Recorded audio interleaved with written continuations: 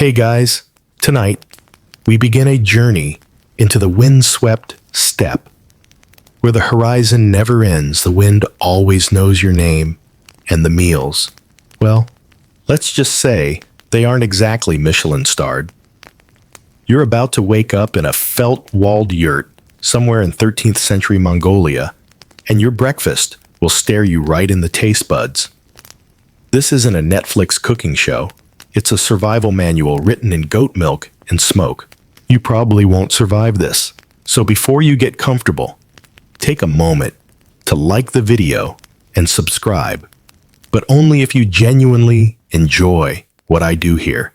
And if you're listening from somewhere chilly or somewhere not so chilly, drop your location and local time in the comments. I love knowing who's out there across the map. Now dim the lights, maybe turn on a fan for that soft background hum, and let's ease into tonight's journey together. Your eyes open to breath clouds in the dawn air. Inside the yurt, it's warmer than outside, but only just. You're wrapped in layers of wool and hide the ceiling above you dark with soot from years of smoke curling off the central hearth. The fire's embers still whisper from the night before. Someone, probably the old grandmother, pokes them back to life with a horn-handled rod, and the yurt fills slowly with the scent of burning dung. That's breakfast ambiance Mongol edition. Before you can protest or even locate your boots, you're handed a shallow bowl. Inside sute tsai, or salty milk tea. It's made from goat's milk water and a chunk of rock salt that's been shaved down over the years like some culinary fossil. It's hot, it's comforting, it's salty. A lot saltier than tea should be, you think. But in a place where water freezes before it finishes pouring, this briny warmth is what keeps fingers from going stiff. Outside, frost clings to tufts of grass and to the wool of the huddled sheep. Your first job of the day is to help gather fresh dung patties from the ground, nature's oddly effective briquettes. You learn quickly to flick them with a stick, not your hands, unless you want to spend the next hour with crusty fingers. Some are still steaming. That's how fresh they are. Back at the yurt, the old man, your host, whose weathered face folds like cured leather, tosses a few patties onto the fire. They sizzle and hiss, but soon offer that mellow, woody heat you'll come to depend on. You sip more tea. Someone hands you a handful of yesterday's dried goat meat, strung up near the ceiling overnight like jerky in a wind tunnel. It's tough. You chew like your life depends on it, because in this world, it kind of does. Here's a strange fact. The Mongols believed that food prepared by fire must always be respected. Burning it, wasting it, or sneezing into the pot. That's how you get bad luck and sick horses. Historians still argue whether these taboos were religious cultural or just really good excuses to keep everyone hygienic in a land without hand sanitizer. The tea keeps coming. Always tea. It's more milk than leaf, more salt than sweet. It coats your tongue in a way that makes you both thirsty and strangely satisfied. The kettle it comes from is thick with age enamel flaking off the rim, and it hangs just above the hearth on a soot-blackened hook. There's no hurry to the morning. Life out here doesn't run on the sun, it runs on the animals. When the sheep stir, you stir. When the horses stamp their hooves, it's time to ride. But for now, the silence is loud, and your belly is warmed not by pancakes or eggs, but by salted dairy and meat cut so lean it whispers when you bite it. A quick aside, Mongol kids drank this tea by the age of 2. That's right, no baby formula here. Just get on board with the brine and you're good to go. You watch as a toddler waddles past, holding a cup half her size, spilling most of it down her fur coat without a care. Then someone throws a handful of stones into the fire. Wait, what? They're round, smooth, blackened stones that sit in the coals like smug little dragons. You don't know it yet, but those rocks are about to play a vital role in your culinary crash course. But that's later. For now, it's time to slip into your boots, stuffed with sheep wool for warmth, and step out into the wide white emptiness. The cold hits you like a wall, the kind of cold that makes your nose hairs freeze. But the sky is unspeakably blue, like someone overexposed heaven. You squint at the horizon and try to imagine where breakfast ends and lunch begins. The truth is, it doesn't. Food is continuous here. A nibble of cheese, a hunk of meat, a swig of tea meals are a flowing rhythm, not a fixed time. You mount a shaggy pony and ride out with the others. The hooves thud against frozen earth. You bounce more than glide the saddle, little more than leather padding atop raw horse spine. No reins. Mongols guide their horses with their knees and whistle like birds when they need a turn. You try to imitate it and nearly steer into a bush. By midday, your stomach rumbles again. But don't worry, there's plenty more where that cheese came from if your jaw survives it. Your lips are still tingling from the cold when you return to the yurt and notice something curious. The stones that were tossed into the fire earlier are now being scooped out with a pair of bone tongs. They glow a faint red at the core, the kind of heat that dares your fingers to come closer. But you're not meant to touch them. You're meant to eat because of them. This is the beginning of what your host calls a Butterstone ritual. It's not really a ritual in the incense and prayer sense. It's more like a deeply ingrained culinary habit, one that dates back centuries, possibly further. A wide metal bowl is pulled from a wooden chest, and in it, goat butter. But this isn't the smooth, creamy yellow stuff you're thinking of. No, this is dense, waxy, and smells complex, like goat grass and thyme. The hot stones are dropped right into the bowl. Sizzle. Pop. Steam rises with the unmistakable scent of caramelized fat and seared mineral. A whiff of something ancient. You watch as the stones dance, crack the butter, and send little eruptions of grease around the bowl like tiny geysers. The old man stirs them with a stick carved from deer antler, not because it works better, but because it's the only stick that's never failed him. That's the kind of reasoning that builds Mongol cuisine tradition, backed by results, not measurements. You dip a torn scrap of flatbread into the melted fat. It's chewy. It's rich. It's hotter than the sun. You try to hide your reaction, but the grandmother sees you and chuckles into her sleeve. She's been burning her tongue on this since Kublai Khan was a toddler. Historians still argue whether this Butterstone method came from necessity or superstition. Some claim it's simply a portable stovetop hack. Others believe the stones were believed to hold spirits and cooking with them kept bad omens away. Either way, you're eating it, and you'll eat it again. What's fascinating is that nothing, absolutely nothing, is wasted. The stones once cooled are scraped clean and stored for next time. Even the bits of browned butter crust clinging to the edges of the bowl are licked off with the kind of focus usually reserved for lottery tickets or love letters. A child comes in holding a rawhide pouch. Inside candied curds. They're not really candied.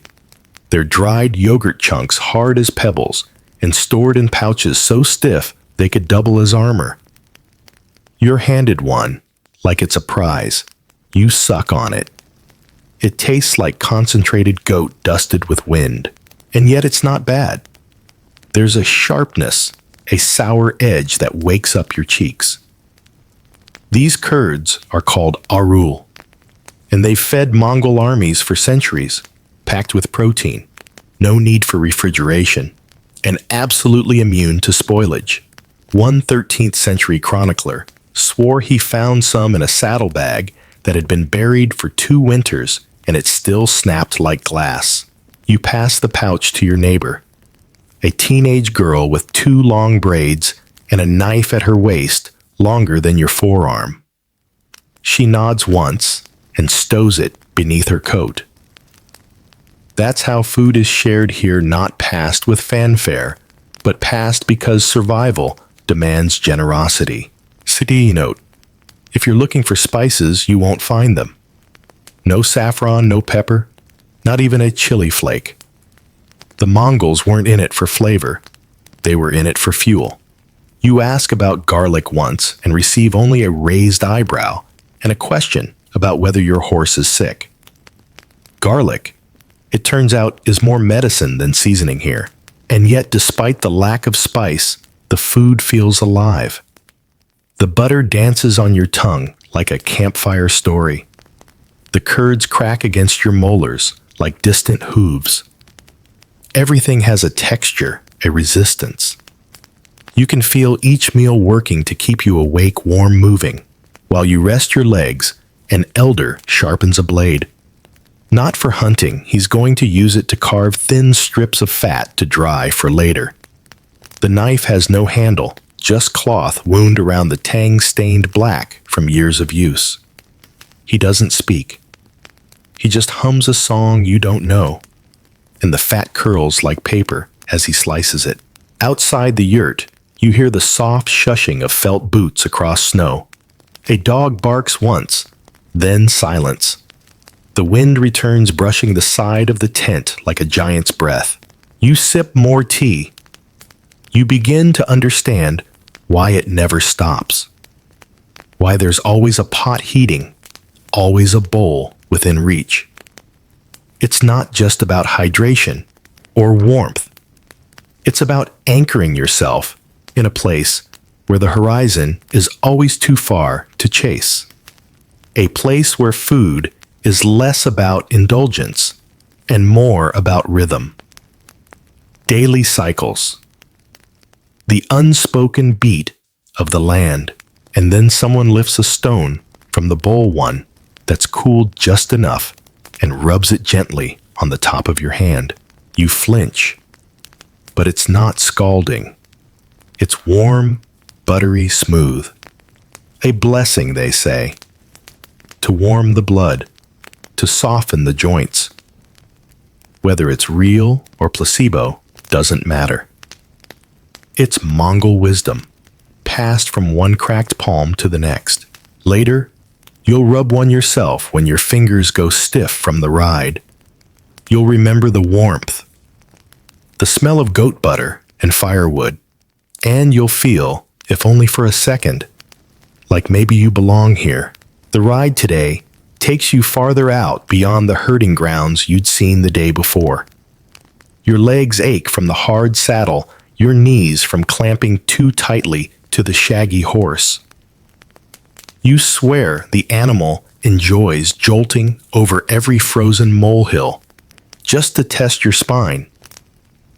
Mongol ponies are compact but relentless, kind of like their riders. Mid-morning turns into that blurry hour where sun and wind make time meaningless. You scan the landscape. Yellow grass tufts poke through snowdrifts, and distant shadows shift. Perhaps a wolf, perhaps just imagination. And then right on cue, your stomach grumbles like a disgruntled war drum. Luckily, you've packed a snack. Well, not you personally. Your host's teenage son shoved it into your coat pocket at dawn. You fish it out now and stare. It's a rock. No, not a rock. It's a rule again, those infamous dried curds. This one's shaped like a flower and hard enough to chip enamel. It was probably beautiful when it was first molded, but now it's more prehistoric fossil than snack. You pop it in your mouth anyway. At first, nothing. It sits there cold and chalky. But then your tongue warms it, and slowly, almost imperceptibly, it begins to soften. A faint tang emerges. Not sour in the yogurt sense, more like sun and milk and hay pressed into a single flake. It tastes like the memory of a cow. A rule comes in hundreds of shapes. Some are pressed in wooden molds, passed down for generations, each stamped with swirls or animal symbols. Others are just pinched into blobs and left to dry on the roof. They're so central to Mongol life that wedding dowries sometimes include decorative boxes filled with the best curled curds sealed like treasures. Here's the strange bit historians still argue, whether our rule was ever considered a luxury food or purely utilitarian.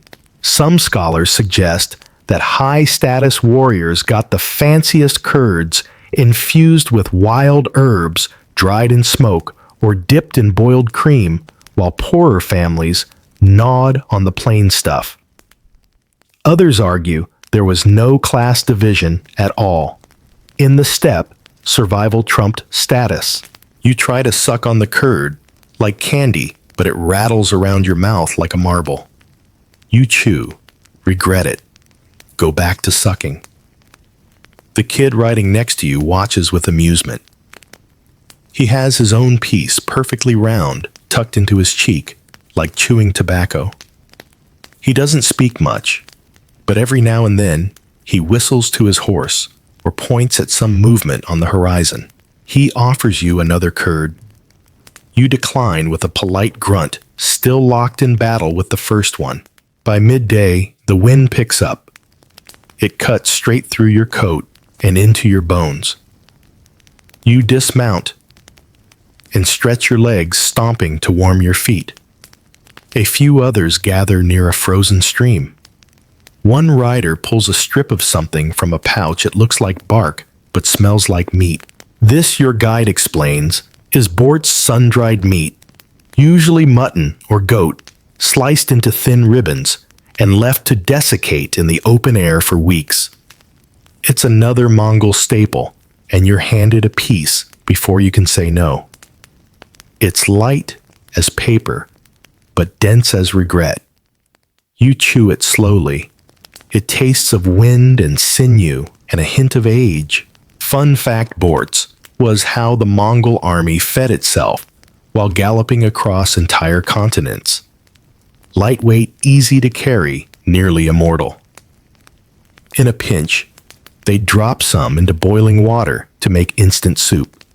Imagine a medieval version of a bouillon cube, except made by your grandma with zero salt and no mercy. Another fun detail, Genghis Khan himself supposedly carried Bort's into battle. One Chinese chronicler even claimed he believed it gave his men the breath of horses and endless waking. Whether that's poetry or propaganda, we'll never know. But today, you definitely feel something in your gut. Is it energy? Is it indigestion? Unclear. The teenage boy beside you swirls some snow in a wooden bowl and adds flakes of dried milk. He stirs it with a twig, then hands you a sip. Cold, creamy, vaguely sweet, it's a DIY milkshake Mongol style. The ice melts just enough to thicken the drink. Your lips go numb. The group rests for just 10 minutes. No lunch break. No sitting. Food is eaten while standing, while riding, while scanning the hills. You realize that meals here aren't events, they're interruptions.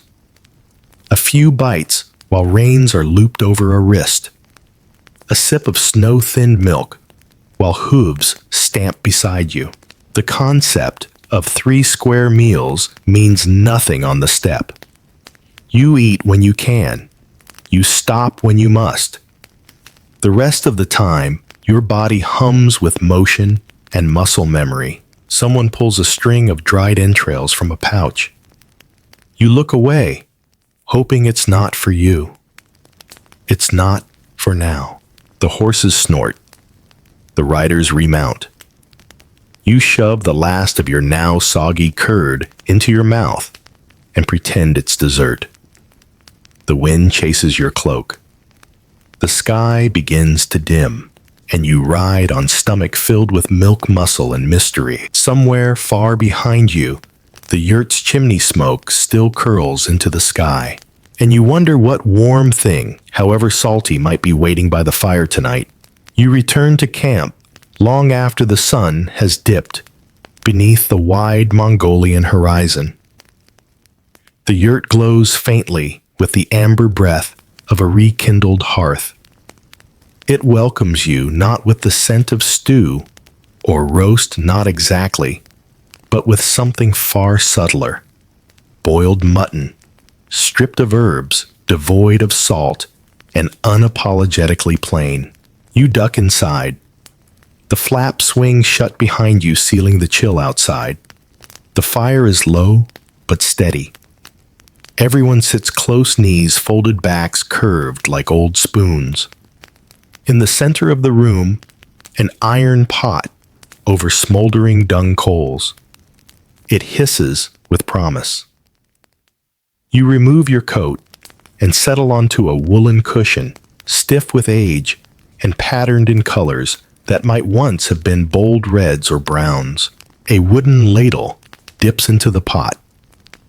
What emerges isn't what your spice-loving heart hoped for. There are no onions, no garlic, just chunks of meat on the bone, bubbling in cloudy broth. It smells clean, meaty, a little fatty. You brace yourself. Now here's the trick with Mongol boiled meat. It's not seasoned, but it's respected. Eating is an act of balance between body nature and animal spirit. Salt, they believe, would mask the true flavor. And you know what? They're kind of right. The mutton tastes rich, gamey, and primal. It's chewy, too, like it's testing whether you've earned your place at the table. Your bowl is made of horn, polished to a dull sheen, and your spoon is carved from bone. There are no plates. Everyone shares from the pot. The eldest eats first, carving the meat with the blade that hangs around his neck. Then he nods to you. It's your turn. You fumble a little with the knife. It's curved awkwardly, meant more for slicing than stabbing, and the meat is slippery. The grandmother leans over and shows you how to grip the bone and pull. A strip peels away. She grins. You grin back. A younger girl chews slowly next to you, her face unreadable. She's sucking on something not meat. It's a sheep knuckle, and she's using it like a candy, rolling it with her tongue, cleaning every ridge. Later she'll dry it, and maybe her brother will use it as a toy or a dice in a knucklebone game. That's right, food becomes play here. After all, when a sheep feeds you, clothes you, and fuels your stove, it also entertains your children. Resourcefulness isn't a choice, it's law. The pot simmers again, and someone stirs it. A few bones clink loudly. The marrow is the prize. When offered a hollow bone, you're expected to suck out the insides. If you fail, it means you're either timid, spoiled, or from a land where soup comes in cans. You raise the bone to your lips and inhale, and immediately cough. A tiny river of fatty marrow shoots to the back of your throat like a lukewarm lava slide. Your eyes water. Everyone pretends not to notice, which is far worse than if they laughed. You nod solemnly as though it was an emotional moment. Historians still argue whether Mongol meat dishes were shaped more by scarcity or preference. Some point out that spices were available via trade routes. Even nutmeg traveled the Silk Road. But Mongols didn't use them much. Why? Maybe because simplicity was sacred. Maybe because food wasn't meant to impress. It was meant to function, to honor the animal, to preserve harmony between humans and the land. Someone pours tea again. This time, it's been lightly boiled with animal fat, just enough to make it cloudy. It coats your throat like warm broth. You slurp unashamed. That's how they do it here. Loud equals gratitude. And then, oh no, it's your turn to handle the tail fat. Here's the deal, Mongols. Prize the fat from the tail of the fat-tailed sheep. It's gelatinous, pale, and jiggly. Looks like soap. Feels like dough. Tastes like, well, you'll see. You cut a cube, drop it in your bowl, and let it melt a little in the heat. It starts to soften like butter, but without any of butter's charm. You press it against your teeth.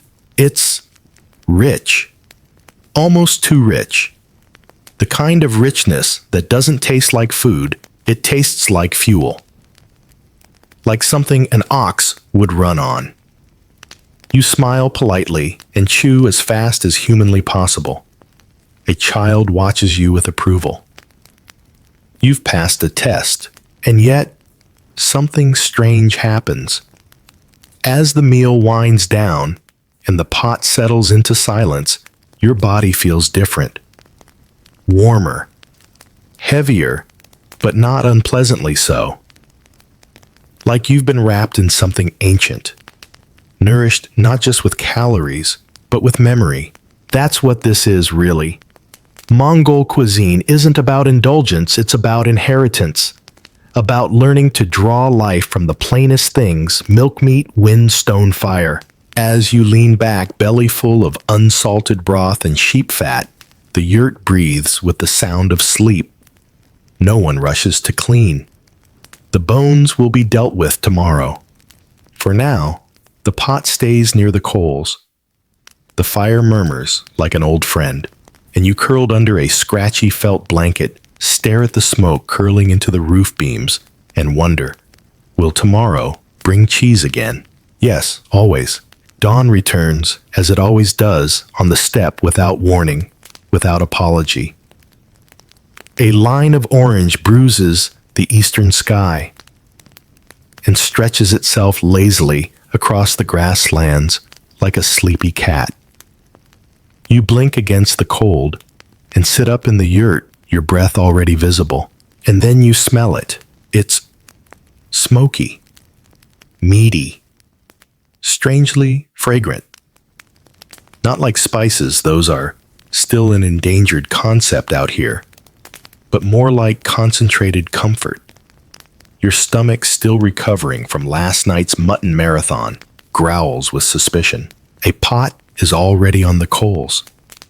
The grandmother crouches beside it, muttering quietly, her hands quick and practiced.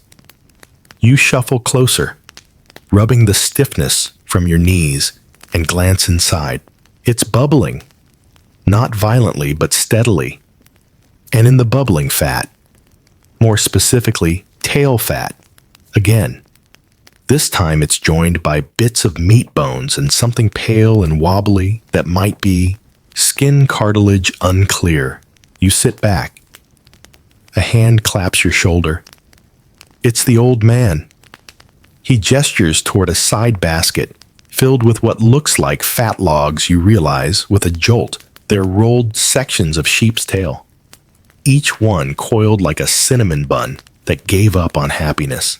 He slices one open, and steam escapes with a hiss. It's soft on the inside, almost pudding-like, and there's a faint nutty aroma that surprises you. He offers you a piece. You hesitate. He raises an eyebrow. You eat it. And well, it's not bad.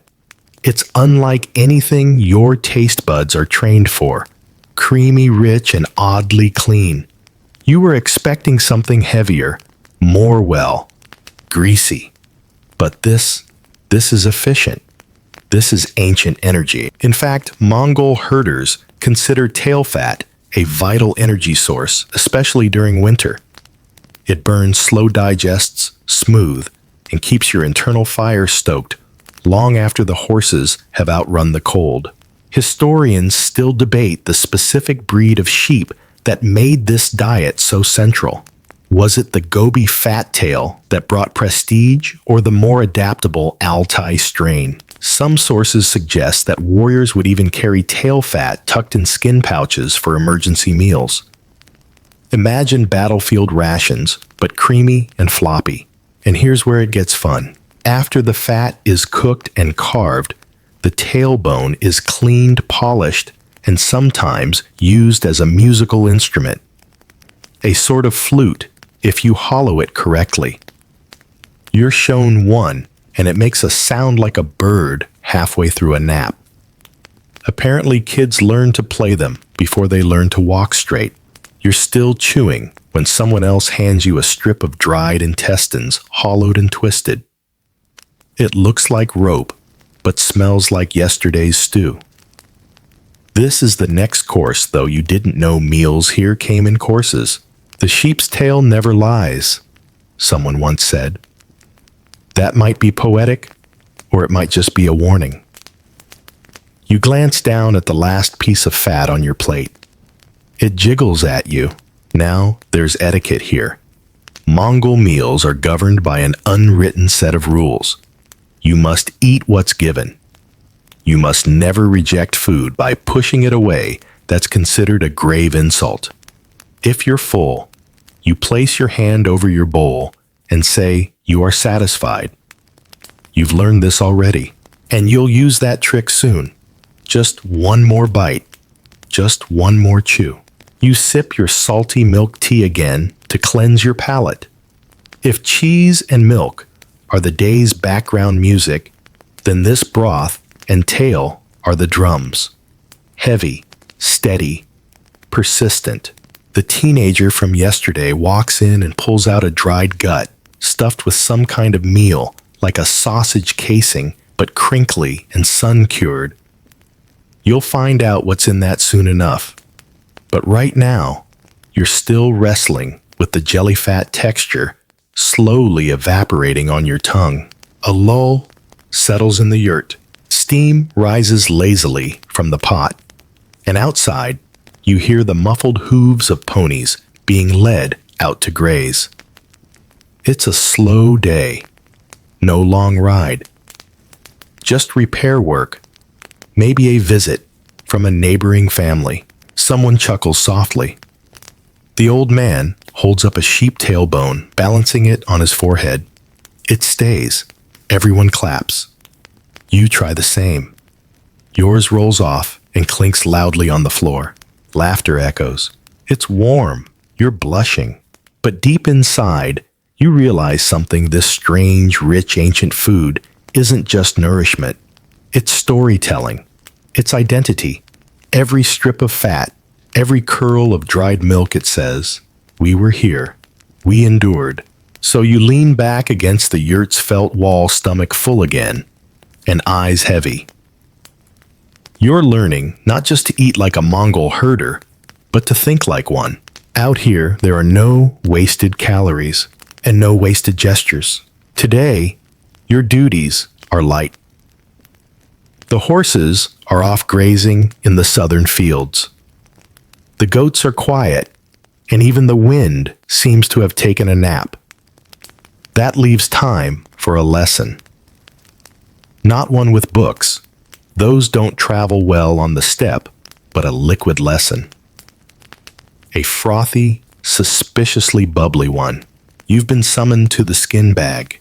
It hangs from a tripod of bent wood poles, swaying slightly, its leather sides stained pale from years of use. It looks like it might contain grain, or maybe water, or maybe regret. But no, this is where the arag lives.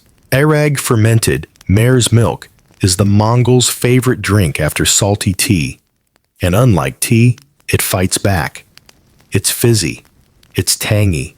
It's very much alive.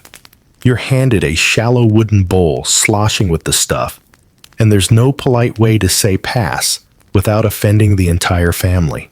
So you drink. It tastes like someone carbonated yogurt, added a splash of vinegar, and then whispered faintly about alcohol.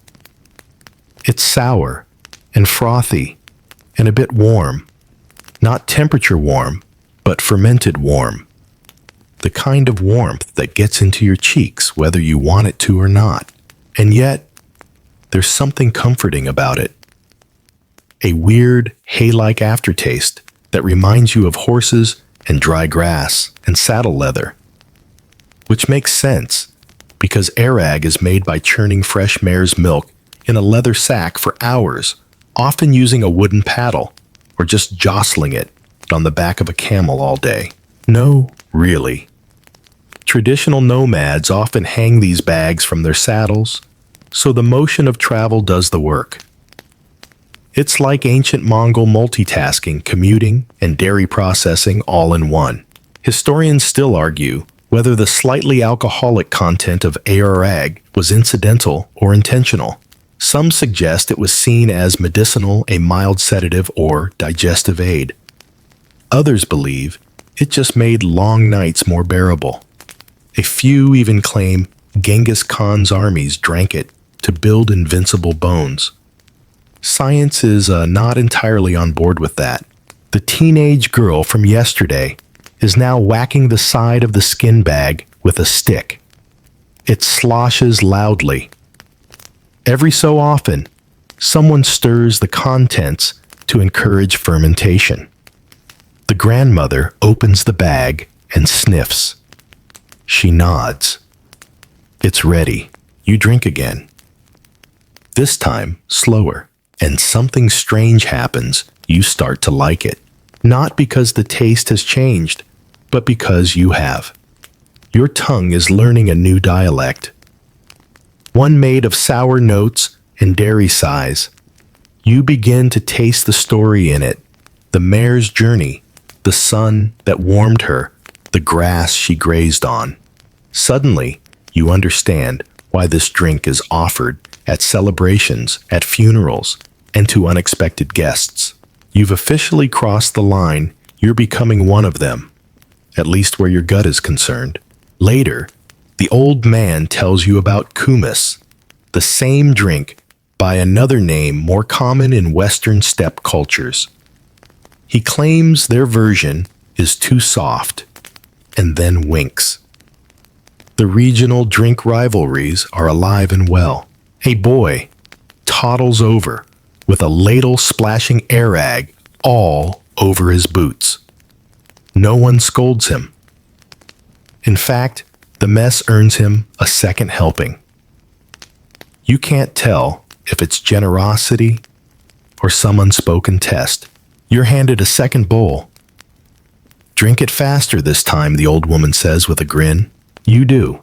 The arag tingles on your tongue, leaving behind a strange cooling sensation, like sour milk mixed with static electricity. Your head swims a little. Not from alcohol. The content is low. But from the sheer newness of it all.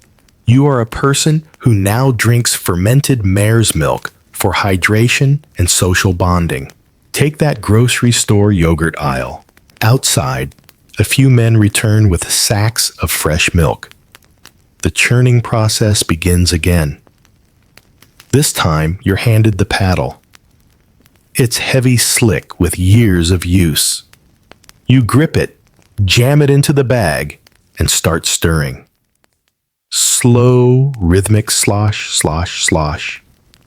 After a while, your arm aches, but no one tells you to stop. Because, in Mongol herder culture, preparing arag is not a chore. It's a team sport. Children, elders, travelers all take turns. The more hands, the better the batch. The grandmother kneels beside you and adds a twist of dried bark into the mix. You raise an eyebrow. Flavor, she says, but only a little. It's the first time you've seen anything added deliberately for taste. You make a mental note. Maybe flavor does matter out here, just in whispers, not shouts. The fire crackles again. Someone laughs in the distance. A dog barks once, then settles down. You sip the last of your arag for the day. Your teeth feel squeaky. Your breath smells like a pasture. But your belly is warm, and your head is light. You've drunk history, and you think, just maybe you could do it again tomorrow.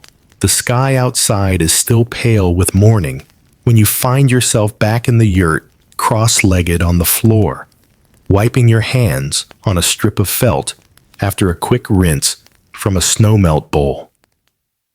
Today's meal isn't about anything fancy.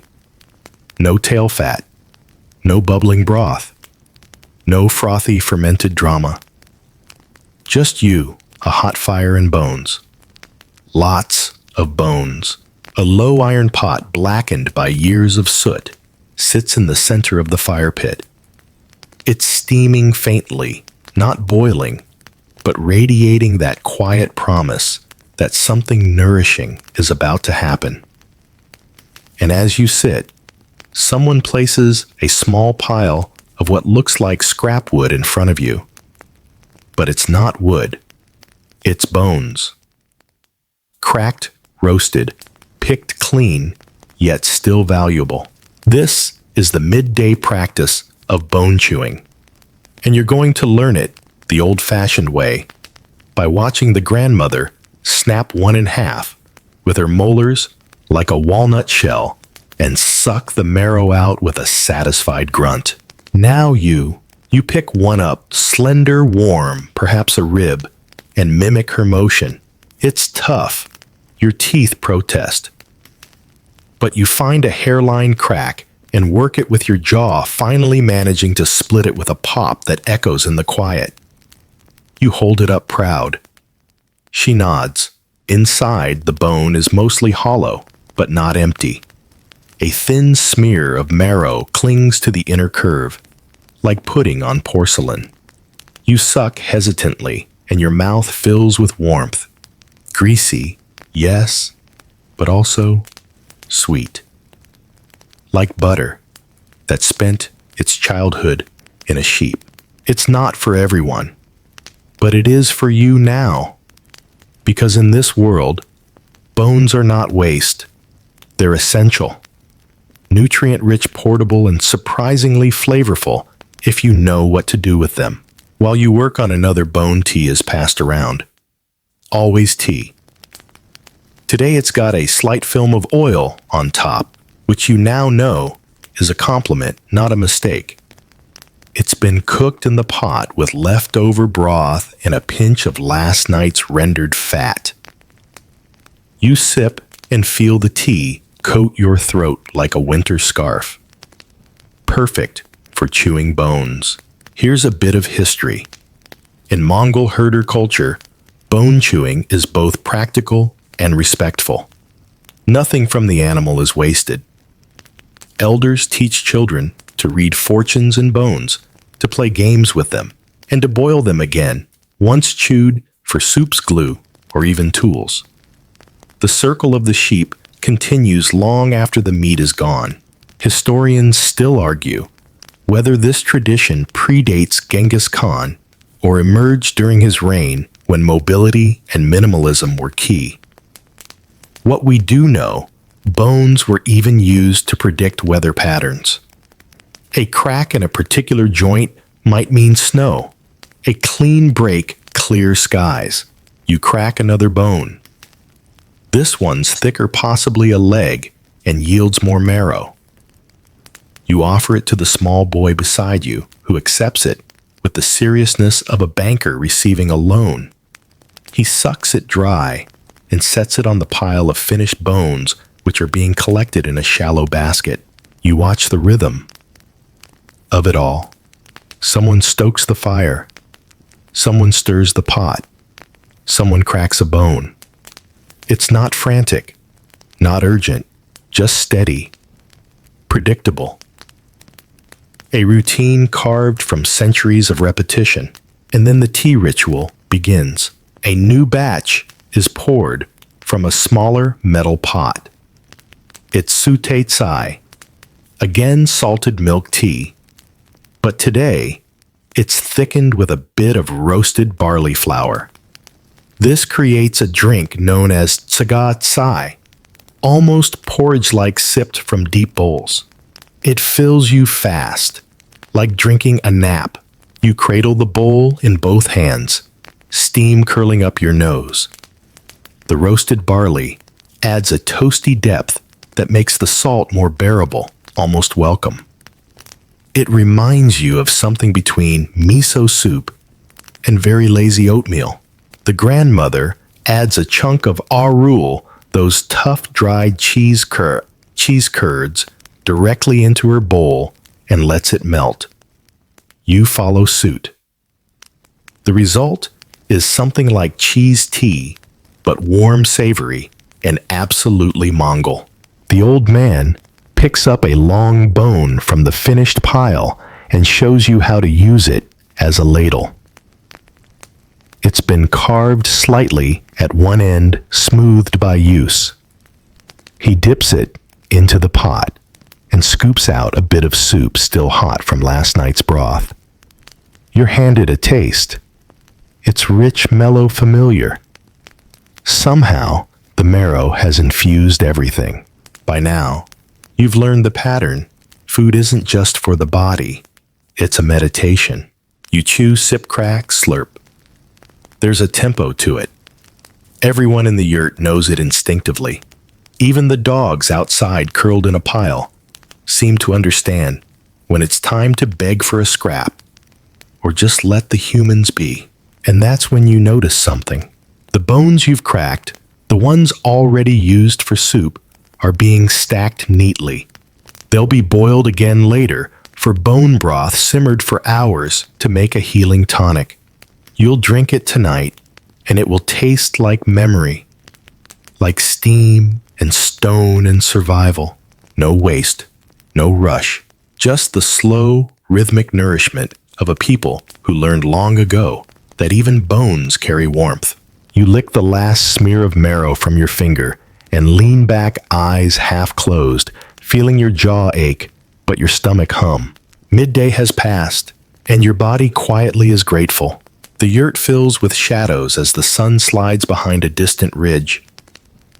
It's not dark yet, but the light turns golden and lazy, stretching across the felt walls in soft streaks. You've spent the afternoon mending a torn saddle strap, your fingers stiff with cold and effort. Now, the evening meal begins to stir into motion, and with it, a hierarchy you hadn't quite noticed until now. You sit quietly by the hearth legs, tucked beneath you, watching as pieces of meat are laid out in a specific order on a low wooden table. Not a table, really just a thick board propped on stones. No plates, no labels, just cuts of meat, each with a clear destiny and a pecking order. This is the meat hierarchy, and you, my friend, are at the very bottom. Don't take it personally. You're the outsider, the guest. That's both an honor and a disqualification when it comes to choosing the best bits. Still, you're fed with generosity, but you're never the first to reach. Ahoy! The liver goes to the elder, the kidneys too. The heart, sliced expertly, is passed to a teenage boy who hasn't spoken more than 3 words to you since you arrived. Apparently, he's due for a growth spurt. Protein is allocated accordingly. Your share is a piece of flank, chewy thin and slightly smoky from the coals. It's delicious. You wouldn't have known it wasn't premium until now. But once you notice the quiet ceremony unfolding, you realize this meal is a language, and each cut speaks volumes. Mongol herders didn't just eat animals, they memorized them. Every tendon, every fat vein, every sinew had a name, a story, a purpose. Some bones were lucky, some were cursed. Certain cuts were meant to build muscle, others to warm the blood. And then there's guest etiquette. You're never expected to ask for anything. In fact, doing so is rude. You wait. If someone offers, you accept. If not, you eat what's handed down. At one point, the grandmother gives you a piece of cartilage. It's springy, neutral in taste, but you chew it like it's precious. Because here, intent matters more than flavor. Historians still argue how rigid this meat ranking system really was. Some accounts from Chinese envoys claim that even high-ranking Mongols avoided certain cuts, saving them for warriors or shamanic rituals.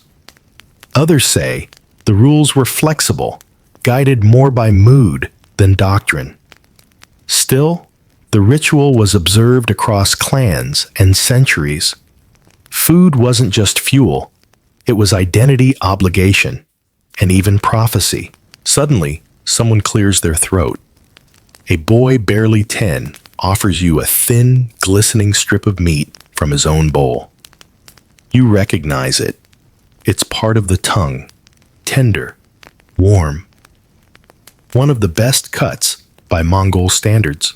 This is a test. You hesitate, but only for a second. You bow slightly, accept it, and eat. It's soft, silky, and oddly emotional. The boy beams. You've just been promoted. Socially, not culinarily.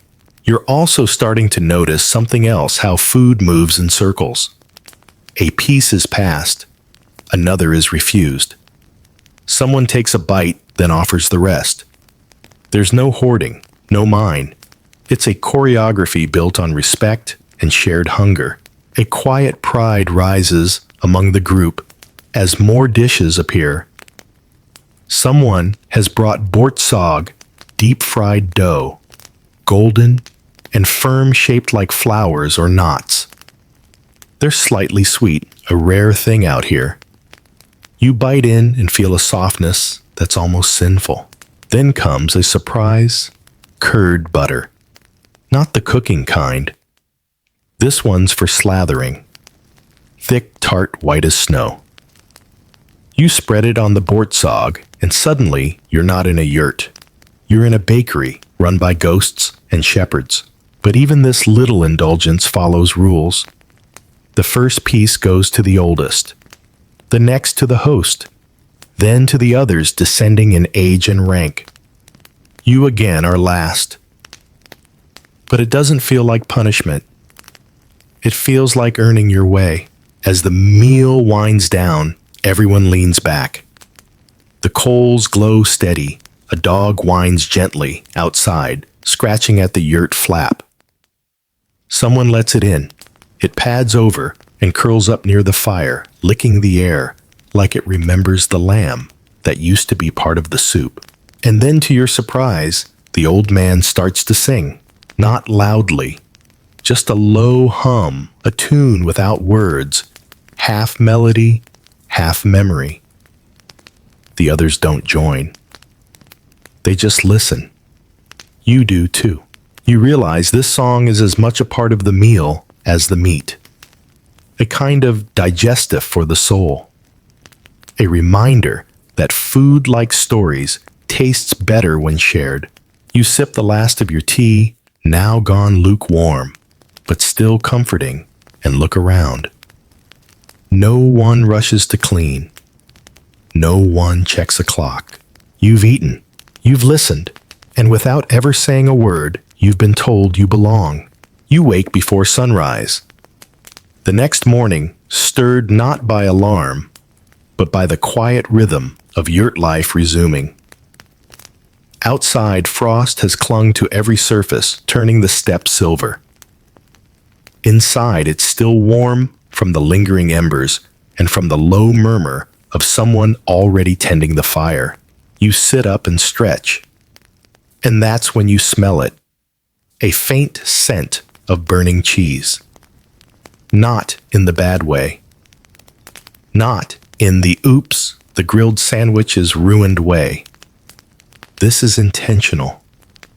This is the cheese that screams. A rule again. Those tough dried curds that now feel like old friends is being placed near the fire. But instead of eating it dry or dissolving it in tea today, they're roasting it. Placed carefully near the edge of the coals, the cheese begins to blister, crackle, and yes, squeak. The first time you hear it, you think it's a bird or a creaking yurt pole. But no, it's the cheese. It squeals lightly as it warms the stiff edges, curling and turning golden brown. You lean closer. It smells nutty, slightly sour, and incredibly comforting. You're handed a piece. It's hot, slightly charred at the corner, still tough at the center. You bite, and your teeth sink into something new. The texture is chewy, but yielding, and the flavor is amplified like yogurt that took a long, smoky journey through the mountains before arriving on your tongue. The old woman grins. It's alive now, she says. You nod, like you understand, which you only sort of do. Historians still argue whether Mongol herders deliberately made cheese that squeaked, or if it was just a side effect of drying technique and curd size. Some travelers wrote about it as a novelty, others as a religious offering. One Persian envoy famously called it the white ember food of warriors. Whatever it is, it definitely sticks in your teeth and your memory. You chew slowly, watching as the others take turns rotating their pieces on small sticks over the fire. A boy uses a curved bone skewer. A girl uses a sharpened twig.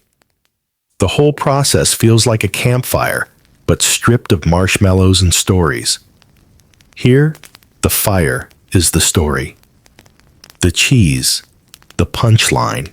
As the meal continues, someone brings out a small leather pouch and opens it with care. Inside are tiny cheese marbles, round balls of hard, aged curd, so dense they thud against the wooden bowl like stones. These are aged arul, cured and hardened over months. You're given one. Don't chew, they say. Just suck. You pop it in your mouth and feel its surface roughen your tongue. It's sharp, almost lemony, and it takes a long time to soften. But it lasts. Mongol children are known to nurse a single cheese ball for hours while out riding. It's like a snack and a pacifier in one. And there's something else. These cheeses do. They preserve memory. You learn that many families mold their arul with special carving symbols passed down across generations. Swirls for wind, triangles for herds, dots for distant rivers. A bride might bring a box of arul molded with her family's mark. A widow might keep one from her husband's last winter. These are not just snacks. They're edible genealogy. The yurt's interior is quiet again, warm from bodies and tea and memory. You glance around and realize the meal is done, not because someone cleared the table, but because the food stopped circulating. People lean back, stretch, sip. A small girl with one braid starts humming to herself, her voice echoing softly off the felt walls. And then someone says, "Time to move." Wait, what?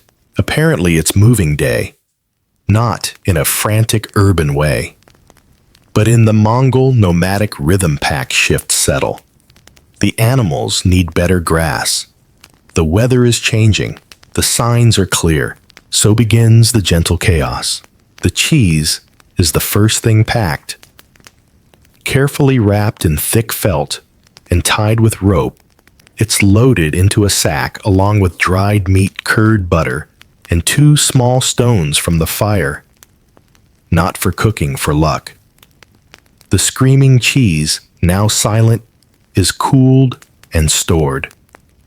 Some pieces are gifted to a neighboring rider who drops by with news of a stray horse. You're handed a bowl of sautéed sai. You're last in this camp, apparently. You sip, and it tastes familiar now. Salt and milk, tea and smoke. Warmth, not flavor. And then with surprising speed, the yurt is being dismantled. Someone coils rope. Someone folds felt. The hearth is extinguished with a scoop of snow. The fire hisses once, then dies. It's quiet again. You realize, without panic, but with deep certainty, that you are now traveling with a kitchen you can't see. The fire is in your memory. The cheese is in your pack.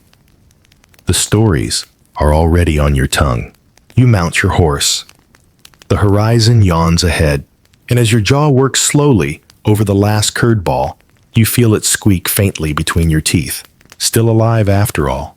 The new camp is set by mid-afternoon further south, near a slope where spring grasses are rumored to arrive early. You help unpack the felt rolls and reassemble the yurt. There's a rhythm to it now, embedded in your hands. You hammer pegs with bone mallets, stretch hide lash rope, and suddenly, there it is again. A home rebuilt in hours. A fire rekindled, a life reset, and with it, hunger returns deep and dull like an ember beneath ash. But you already know there will be no feast. Not tonight. Tonight is for the firewood dilemma. The grasses are still frozen. The shrubs too brittle. There are no trees for miles. So what's burning in the hearth? You already know the answer. Dung. Sun-dried patties carefully stacked and protected from the snow. You're starting to appreciate the quiet genius of it, how herders follow herds not just for meat and milk, but for fuel. And how nothing that exits a sheep ever truly leaves the story. Still, you miss the scent of wood smoke. You try not to show it. Dinner tonight is simple, stone-boiled soup. The rocks are back the same black ones that hissed and danced in butter days ago. They're now being reheated directly in the fire, then dropped one by one into a leather pouch, filled with water, meat scraps, and a few dry herbs. It's the closest you've seen to spice here. You gather dung for the fire and art in itself. Not all patties are equal. The fresher ones smoke too much. The brittle ones burn too fast. You learn to test them by weight, crack, and color. You become, without trying, a connoisseur of combustion. Meanwhile, the soup simmers not on a stove, but from the inside out. Each rock adds heat and minerals. You wonder how many generations used these same stones, how many dinners they've helped cook, how many hands they've scorched. Historians still argue whether stone boiling was born from innovation or necessity. Some say it dates back to prehistoric Asia. Others that it was a nomadic adaptation to the absence of metal pots. What's clear is that it works, and that it tastes of something deeper than ingredients. You sip the soup. It's earthy. It's oily. It's rocky. A tiny chip of mineral clicks against your teeth. You don't mind. It's just seasoning of a very prehistoric kind. A few stray onion-like stalks float in the broth. Not onion exactly wild alliums foraged earlier that day. A rare burst of sharpness against the deep, meaty backdrop. The boy beside you grins. He tosses a rock between his palms, warming them like a camp trick. You realize the stones hold not just heat, but history. Smooth from centuries of being passed, dropped, and boiled, they're as much utensils as they are ingredients. The grandmother hands you a piece of root dried and gnarled. You sniff it, earthy, bitter, slightly peppery. She adds it to the soup with a nod. You don't ask what it is, you just let it steep. And then comes the salt block.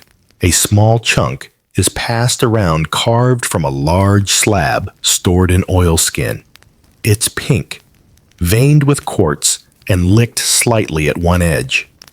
You're handed a knife and shown how to shave off exactly one curl. No more. Salt is precious, traded, prized, shared only in slices. You add your shaving to your bowl and stir. It melts slowly, thickening the broth and bringing out the taste of marrow and fat. You sip again, and there it is. Balance. Not flavor exactly, but completion. Like a chord resolving. Here's a curious thing. Mongol trade routes stretched far beyond what most people imagine.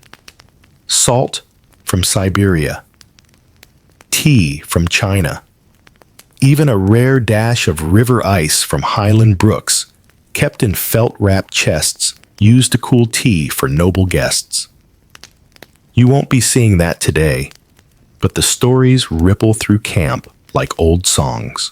You listen to them now stories of a salt caravan that vanished in a blizzard, of a stone found with a perfect hole that boiled water twice as fast, of a pot that cracked the night a comet passed, never used again. No one questions these stories. They're not meant to be fact-checked. They're meant to be kept warm. Dinner ends slowly, each sip longer than the last. The fire cracks. You place another dung patty on the embers and watch it smolder, trying to guess its origin. Goat, cow, camel. Hard to say. The nose knows, and yours is improving. The rocks are rinsed in snowmelt and laid out to cool. Tomorrow, they'll be wrapped in leather and packed again, ready to boil another meal. Ready to remember. You lean back against the felt wall. Your tongue tingles from wild root. Your belly is full of broth and dusk. You close your eyes, and in your dreams, the rocks keep simmering, whispering secrets in a language older than wood. The wind shifts in the night. You wake to the rustling of hides and the low grumble of ponies outside. The yurt creaks slightly as gusts sweep across the plain. Someone stirs the fire with a practiced jab, and the coals flare orange in the gloom. It's barely dawn, and today, you're about to face a Mongol dish you've only heard rumors about. Blood sausage. You sit up, brushing sleep from your eyes, and blink at the sight, a length of intestine, coiled neatly on a wooden board, glistening faintly in the firelight. It looks like a bracelet worn by a warlord or something left behind after a storm. You've chewed cheese until your jaw hurt. You've sucked bones clean. You've even found comfort in salted milk. But this is going to be a test. Someone hands you a knife. It's not sharp, just enough to slice through the sausage casing without tearing it. The inside is dense, warm, dark, textured, and yes, decidedly squishy. It smells faintly metallic. You try not to think about it. You chew, and it's fine. Gritty, a little earthy, like liver pudding at a campfire. You feel the texture more than the taste. Some grains millet are mixed in, along with chopped fat, a trace of garlic, and of course blood. Fresh sheep's blood collected cleanly and stirred until it thickens. Blute, it's called. The name has that heavy vowel sound that tells you it's been around longer than most borders. The grandmother watches your reaction. You nod solemnly. She nods back. You have passed. Mongols didn't invent blood sausage, but they perfected it for the steppe. The mix varies sometimes. They use rice, sometimes crushed bones, but always within a narrow range of what's available. Blood is precious. It must be used quickly. There's no waste. Nothing refrigerated. Everything has to serve two purposes: nutrition and longevity. Historians still argue whether the inclusion of blood was ritualistic or simply practical. Some ancient sources describe ceremonial uses, offering the first cut to the spirits or smearing it on tools for luck. Others insist it was just efficient butchery. Either way, it became a staple for the winter months. You ask how it's cooked. The answer is refreshingly medieval, boiled in the stomach lining of the same sheep it came from, then grilled lightly over coals. Sometimes it bursts, in which case it becomes dog food. You're warned never to complain if yours leaks. Just eat around it. Smile. The boy next to you eats his without flinching. He even dips it into his tea. You're not that brave yet. Someone chuckles behind you. A toothless man with a thick braid leans forward and explains in gestures more than words that when he was a child, he once pretended to faint rather than eat his blood sausage. His grandmother still mocks him for it. You laugh, and suddenly the sausage tastes a little better. Afterward, you're given a thin slice of lung jerky. Yes, lung. It's chewy, spongy, like the idea of meat more than meat itself. It's dried in strips, sometimes smoked over dung, sometimes just left in the wind. It tastes faintly of iron and firewood. Good for breath, someone says, tapping their chest. Another side dish appears: gristle stew made from the tougher bits no one else wants. It's gelatinous, the sort of thing you'd expect to bounce if dropped. But it's served hot, and it goes down smoothly with tea.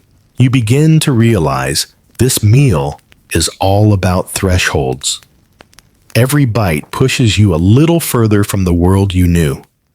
The idea of good food fades into the background. You're learning to taste intention, to taste resilience. Later, the old man shows you a storage bag made of stomach lining, tanned, dried, waterproof. It once held soup. Now it carries rope. He pats it fondly. You can eat it, he says with a wink. But not today. The wind outside picks up. You hear the sheep bleating low and restless. A storm may be coming. The yurt tightens its ropes, straining. No one panics. This is life here. Every part of the world is edible, burnable, usable, wearable. And the line between hunger and heritage is often just one bite of blood sausage away. You sip more tea. Your stomach churns slightly, not from disgust, but from novelty.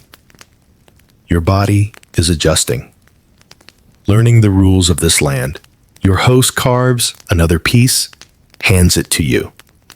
You don't hesitate this time. The casing splits with a soft crunch. You chew, and you don't gag. You nod, because today you learned something important. Food is never just food. Sometimes it's a test, sometimes a story, and sometimes, if you're lucky, it's a welcome. The wind doesn't howl tonight, it sighs. The storm passed with barely a grumble, and in its wake, the steppe has softened. The air smells like damp wool and thawing earth. It's the kind of evening that calls for not just food, but celebration. Tonight, You're invited to something rare, a feast. Not the grand banquet you might imagine in a palace. No rows of gold plates or musicians in powdered wigs. This feast begins with hooves, with hoots of laughter, with pots big enough to bathe in, and knives that have never known rest. You can feel the mood shift in the camp. People straighten their coats. Children are washed well dusted. The dogs are tethered further out, given extra bones to gnaw on. There's purpose in the air, laced with wood smoke and the tang of raw fat. A sheep is chosen. It's done swiftly, reverently, with practiced hands. The animal is thanked in low murmurs. Its parts are divided with precision, each piece assigned a destiny: the ribs for roasting the liver, for honor, the heart for strength. The intestines are cleaned, not discarded, and the blood saved, cooled in a horn bowl under shade. And as the sky turns indigo, the cooking begins. The centerpiece of the meal is something you've only heard whispered about since arriving Korkog. A metal container, sometimes an old milk can, sometimes a purpose-built pot, is layered with meat, water, fat, and hot stones. Not the soup rocks from earlier. These ones are heated until glowing, then dropped into the meat with hissing fury. The pot is sealed. Steam builds. Pressure rises.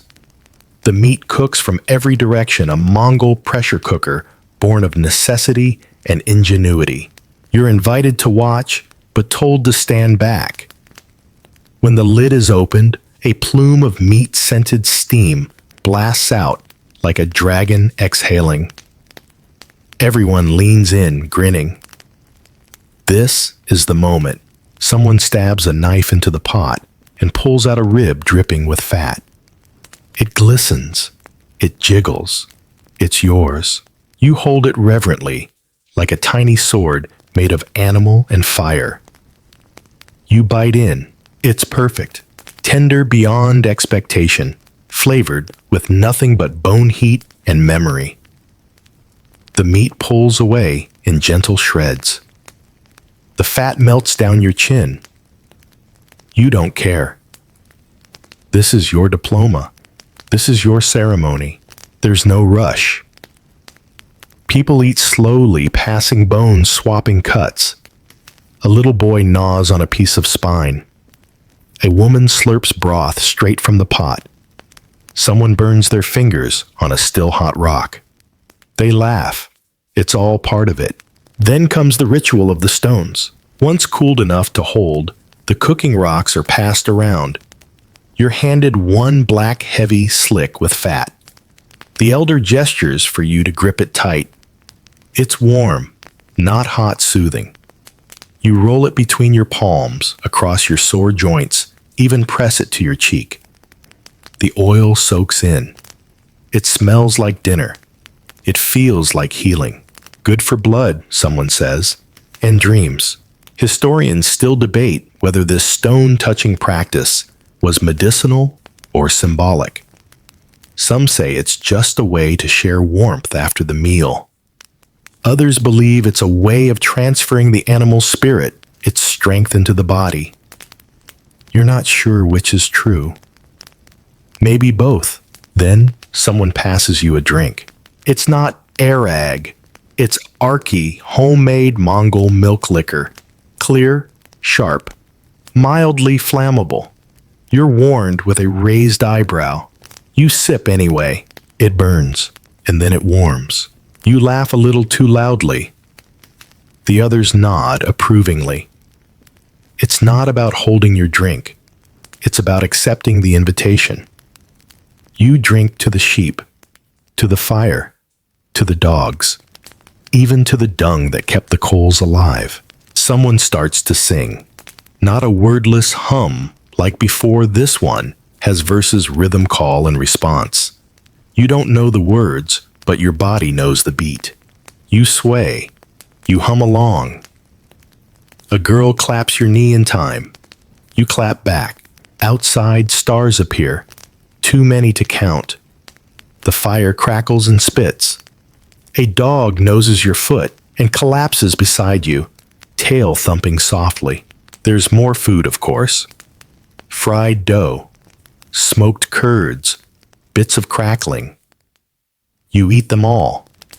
You've stopped asking what they are. You trust the hands that made them. The feast stretches late into the night. Eventually, bellies full, and bones scattered, the group quiets. People lean on each other. The old man lays back, hat tilted over his eyes. A boy sleeps with a rib in his hand. You stare into the coals and feel the fire still dancing in your throat, in your fingertips, in the place behind your eyes where memories form. You've eaten like a herder. You've laughed like a local. You've feasted on a tradition older than most cities. And now, you understand the feast wasn't for you. It was with you. The feast may be over, but its traces remain in the ash that smudges your sleeves, in the marrow warmth still pulsing through your limbs, and in the silence that settles when everyone else finally sleeps. You're up early the next day, not by choice, but by routine. Your body now follows the yurt's rhythm, the livestock's schedule, the subtle cues of dawn cracking over the vast grass sea. You stretch your shoulders, still sore from yesterday's dancing. You can still feel where the hot rock sat in your palm. You're hungry, not ravenous, not desperate, just quietly ready. And what's waiting isn't meat or tea or even cheese. It's the leftovers. You watch as the grandmother lifts a hide flap, covering a shallow dugout beside the fire, a cold cache where the remnants of the feast have been stored overnight. Not buried, just nestled in earth and shade. Inside are bones, bits of liver, thin strips of cork hog fat wrapped in coarse cloth. Some still steam faintly when unwrapped. You recognize them. You survived them. These aren't scraps. They're intentional. Out here, leftovers aren't second tier. They're the continuation of a relationship. What fed you yesterday must continue feeding you today. In many cases, it tastes better after a night of rest. You're handed a shallow bowl. Inside a few ribs, some hardened rice that clings together like a fossil, and a chunk of reheated fat that now smells like smoke and milk and late-night laughter. You chew slowly. It's different. Chewier. Richer. It carries the flavor of fire and familiarity. And just when you're beginning to enjoy it, a dog whines. It sits at the edge of the yurt, ears forward, tail still, watching. You've seen this before. And now you learn about the leftovers rule. Mongol dogs are not beggars. They're respected creatures woven into the fabric of camp life. They guard, they guide, they warm the young at night. But they do not eat before you do, and they only receive what is freely given.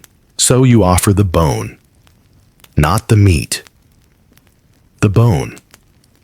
And the dog accepts it gently, without a bark, without a snatch. Just a nod of the head, like it understands something bigger than both of you. This ritual is repeated across camp. Children offer ribs. Elders flick bits of gristle toward the ground. No food is ever thrown away. Every part has a final destination. Historians still discuss the Mongol philosophy of resource use. Was it born purely of necessity? Scarce wood, limited grazing. Or did it grow from something deeper? A kind of animism that respected the life of every sheep, goat, and yak. Either way, the result is the same. Nothing is wasted. Even the suppa once emptied is scraped with a flat stone to recover the grease. That stone is then rinsed with tea and used to rub onto saddle leather. You hear someone say, the fat helps keep the hide from cracking in dry seasons. You don't question it. You're just quietly stunned at the ingenuity that has no instruction manual, only memory. Then comes the recycling of bones. Cleaned, dried, they're sorted. Some go into the fire for ash. Some are carved into toys, jewelry, or tools. Others are placed in a bag bound for traders or craftspeople. One long rib is handed to a child who begins shaping it with a flint blade, humming to herself. You ask what she's making. A comb, someone says. You blink. From yesterday's feast will come tomorrow's grooming. That's the math out here. There's also the storytelling game. Bones, especially knuckle bones, are used for play. 4 are tossed on the ground like dice. Depending on how they land, standing, lying on side, or back, different scores are tallied. Some say Genghis Khan himself played this game to sharpen his mind before battle. The boy who gave you tongue meat earlier invites you to try. You toss. One lands upright. The others wobble. He nods approvingly. Good luck, he says. You tuck that away. Someone pours tea again. Always tea. But this time, it's burnt rice tea brewed from the crusty layer of rice, scraped from the pot bottom. It has a smoky, toasted flavor that tastes like early morning and clever thinking. You sip, holding the warmth in your hands. Later, you help with cleanup. Not with soap, there is none, but with snow, coarse wool, and patience. Bowls are wiped, not washed. The fire is fed with the last dry dung. Tomorrow, someone will gather more. You step outside. The wind is light. A few clouds stretch across the sky like sleepy dragons. The grass is beginning to grow again. You didn't notice it before, but now your eyes catch it, the smallest shoots. Green against gold. The animals shift in the distance. The camp is ready to move again. But before that one final rule, nothing of value is left behind. The yurt will be packed. The bones bundled. Even the ashes from the hearth will be scooped into a leather pouch to be buried at the next site. You ask why. Old fire doesn't deserve to be scattered, the grandmother says. You nod, and as you carry the cooled stones from last night's feast back to the supply cart, you feel it, the truth that has whispered through every bite, every chew, every crack of marrow. Food is not fuel, it's a promise. The next morning, you find yourself following a winding trail of hoofprints away from camp, flanked by a teenage herder and 2 remarkably opinionated goats. You're not told where you're going, just handed a pouch of dry arul, a skin of arag, and a carved stick for poking the reluctant. Your job. Not glorious. You're accompanying the herder on a supply run, and the only things you'll bring back are Story's cheese and possibly a bruised shin. The path leads to a neighboring family settled a few ridgelines away. It's not far. But here in the steppe distance is measured not in miles, but in weather mood and goat stubbornness. Halfway through the walk, your companion offers you a round cheese the size of a flattened baseball. It's biaslag, a fresh curd cheese, soft white and mildly sour. It was probably made yesterday, maybe this morning. You nibble, and it squeaks between your teeth like a quiet protest. It's good. It's clean. You taste grass milk, son. The flavor fades fast, but the texture stays with you. Then, without pause, the teenager breaks off a piece and offers it to one of the goats. The goat sniffs, sneezes, and eats it anyway. You're learning. Everyone eats cheese here. Everyone. You reach the next camp just as tea is being boiled. It smells different. Richer, heavier, like someone dared to add spice. A pinch of wild sage, you're told. Not common. Picked by hand.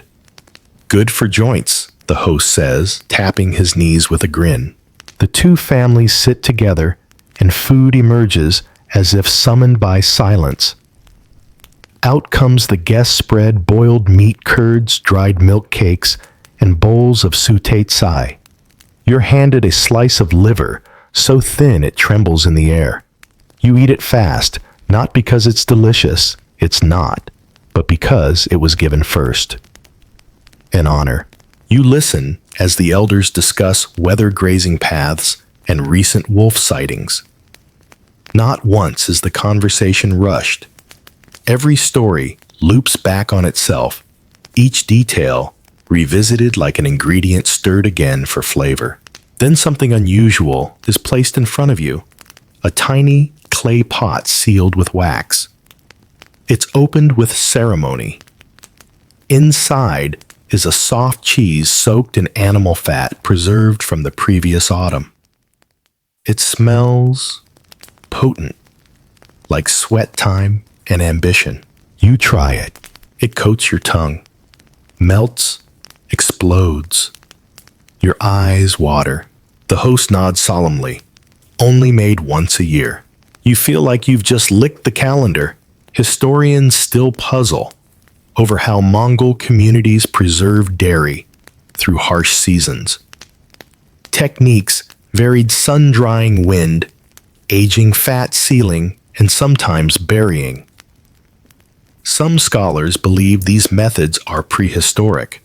Others argue they came from Chinese or Persian influence. Either way, they've survived because they work. You sip more tea. The Arag follows. One drink soothes, one awakens. Then comes the real surprise. Your host brings out a leather-bound book, hand-copied by his grandfather. No paper. The pages are thin sheets of cured hide etched with stories, food records, and recipes, not measurements, but memories. This, he says, is how we remember what we taste. You're allowed to hold it. The pages crackle. One illustration shows a cow with wind symbols carved on its flank. Another page lists plants to add to curd during late summer.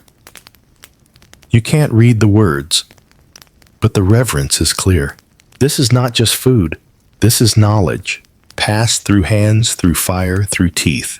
After tea, you help load a sack with your family's contribution. 2 round cheeses, 6 strips of jerky, and 3 small pouches of ground herb curd mix. It's the currency of the grasslands. Barter food. Trade and trust wrapped in leather. On the way home, the goats stop to chew something unidentifiable. The teenager sings to himself a tune with no beginning or end. You join in humming poorly. No one complains. You chew another piece of bioslag and find yourself wondering how many people over how many centuries have done exactly this, walked this trail, tasted this cheese, followed a goat that didn't want to be followed. Back at camp, you hand off the packages. Your hands smell like curd grass and dust. The fire is crackling again and tea is ready.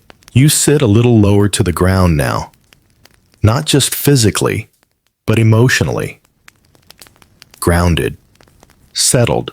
You didn't hunt. You didn't butcher. But today, you helped continue the rhythm. And that here means everything. The days have blurred into rhythm.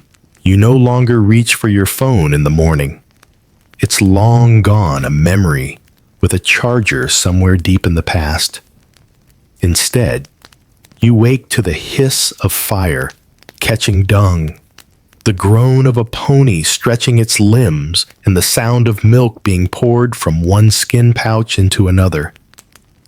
You know the schedule before it's spoken. You've learned to read the wind. And today, with no warning, you're full. Not just from breakfast, which was a wedge of sour curd folded into barley porridge. Not just from tea, which now tastes less salty and more right. No, you're full in that quiet, surprising way a person is after they've been given more than they thought they needed. The yurt is still. Everyone has gone off riding. You're alone for the first time in what feels like weeks. You stare at the coals half dead in the hearth and decide to do what your hosts would do. You tend to the fire. The dung is dry. You crack it against the edge of the bin, arrange the pieces like you've seen done 100 times, and coax the flame back to life with breath and patience. It takes time. It always does. But then it catches. You boil tea. Not much. Just enough for yourself. You ladle the milk slowly. Add the salt sparingly and let it simmer until steam curls up like a sigh. You don't hurry. The process is the point.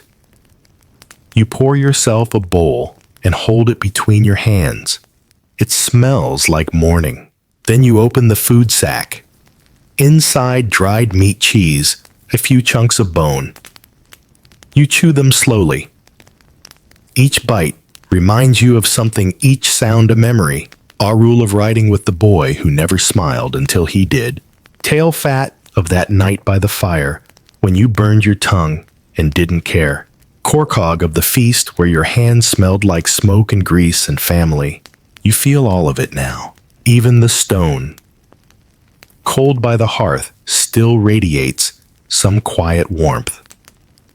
You remember its weight in your hands, the soft feel of fat rubbed into your skin. You reach out and press it to your palm again, just once. Historians still debate how long outsiders could stay in a Mongol camp before they were no longer outsiders. A week, a season, a generation. There are no rules, no paperwork, just the slow, invisible process of being folded into a pattern so ancient that it no longer announces itself. And here's what you've realized. Food was never separate from anything.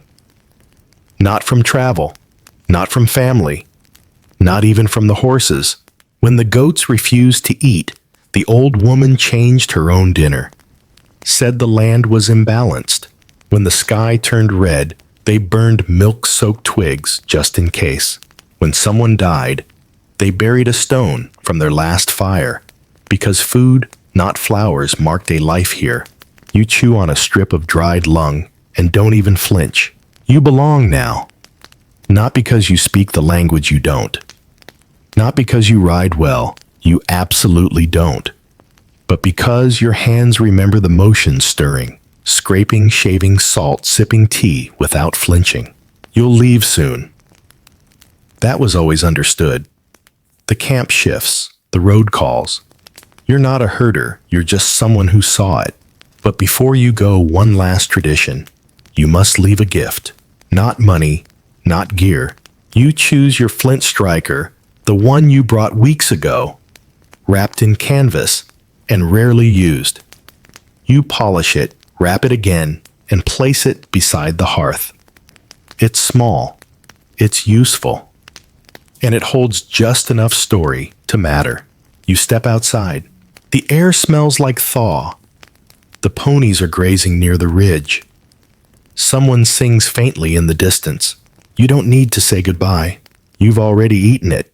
And now, as you lie down, far from the steppe, far from the smoke, and stones and salted tea, close your eyes. Let your mind return, not to the feast, not to the fire, but to that quiet moment when the wind slipped under the yurt's flap and ruffled your hair like an old friend. The sky overhead was the same one Genghis Khan once rode beneath, stretched wide, silent, endless. Picture the curd in your hand, chalky odd a shape your teeth weren't sure of at first. Picture the boy who gave it to you without smiling. Picture how his eyes softened when you didn't spit it out. You're warm now, belly full of soup, made from bones you learned to love. Your fingers remember how to scrape a pot, clean your tongue, how to chase every thread of fat from the marrow. And your breath, slow and steady, hums like the wind that rocked the yurt. All of this lives inside you now. You don't need to recall the names, just the rhythm, just the quiet. You've eaten like a herder, slept like a dog beside the fire, listened like a stone warming in someone's hand, and now there is nothing left to do. No more cheese to chew, no broth to stir, only rest. The fire is low, the wind is soft, you are full, you are safe, and you are home.